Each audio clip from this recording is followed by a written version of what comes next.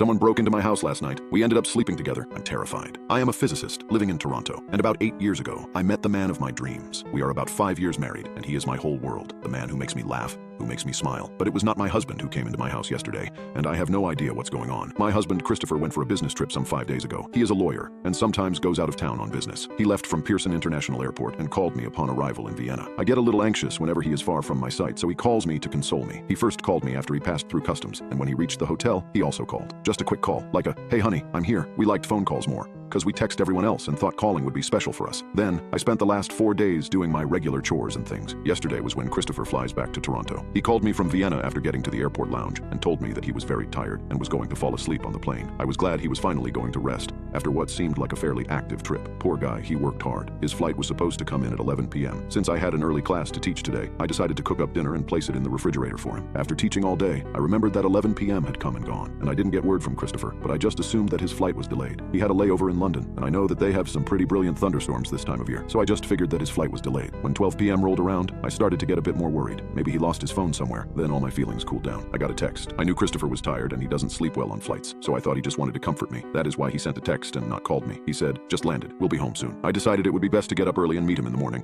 so I went to the bathroom, took my contacts out, and went to sleep. I don't know how long it was after I got that text, but boy was I out. A few hours later, I heard the latch click. I heard Chris's usual heavy footsteps coming up the stairs. He went to the bathroom and did what he usually does, but he left the water running, and I thought that was kind of weird. Normally, he would never forget to close the tap, just to save literally each drop of water from getting unnecessarily wasted. Not because of the bills, but since he really cares about the environment a lot lately. Half asleep, but wanted to see him before falling asleep totally. He walked into the room, and something felt different. Nothing alarmed me, but something was off. I wear contacts, typically, since my eyesight is bad, and my glasses weren't next to the bed, so the view was a little fuzzy. I rolled over, and his top lip looked swollen, like he'd been kissed by a bee. I could see far more gum and teeth than usual, and he was wearing a very wide smile, as though he'd missed me and was happy to see me. I said, "Babe, are you okay? What's going on with your lip?" He immediately told me not to worry. It was just dry from the plane. I agreed, and in my half-asleep manner, dozed off. So 2 hours later, I rolled over and Chris was facing his back towards me. Whatever. Nothing weird. That's when I put my arm around him. He felt thicker. That's the only way to say it. I know what my man feels like, and he just felt like a thicker, wider version of him. I was starting to feel more uneasy at this point. Still not really awake, though. I just thought it was nothing. This morning, I woke up and Christopher was gone. His suitcase was still there. He had changed his clothes, but he was gone. I called him, no answer, but he quickly texted back from the gym and said, "Love you. We'll be home after you leave." That, I thought, was good. Maybe he could lose some of this extra weight I felt on him last night, and so I chuckled to myself. A part of me still felt that something was off. I know he turned off the capital letters on his phone. Perhaps he lost his phone and got a new phone. I was going about my day, getting closer to leaving,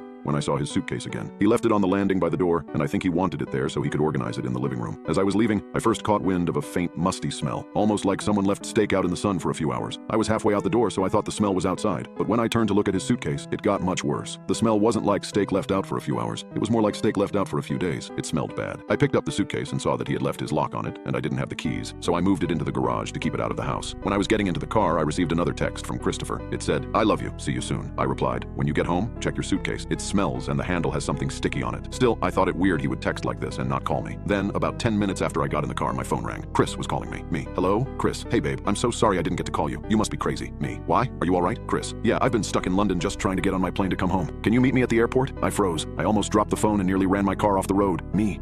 What? What do you mean you're still in London? Is this some kind of joke? That isn't funny, Christopher. You came home last night. I saw you and I spoke with you. Chris, listen. He put his phone on speaker, and I hear a woman with a strong English accent say, "And gentlemen, this is the final boarding call for flight BA203 to Toronto." I turned off the car and didn't say a word. What's going on? Who did I sleep next to? Me. Christopher. I'm home. I'm scared and I need to see you. Call me when you get to the airport, Chris. He laughed. "Okay, babe. Calm down. I'll be home soon. I should arrive by 9 p.m. He laughed because he thought my worry was getting to me. I did not want to make him anxious about what happened last night in the texts or who I talked to on the phone earlier. I'm going to work now. I am not going back to that house. I will go to the airport as soon as I can to meet Christopher. If it really is Christopher, I don't know what is happening anymore. I am a physicist, a man of science, and none of this makes sense to me. I haven't been really scared like this since I was a child. What's going on? Update. Last text from Chris. I'm waiting home for you.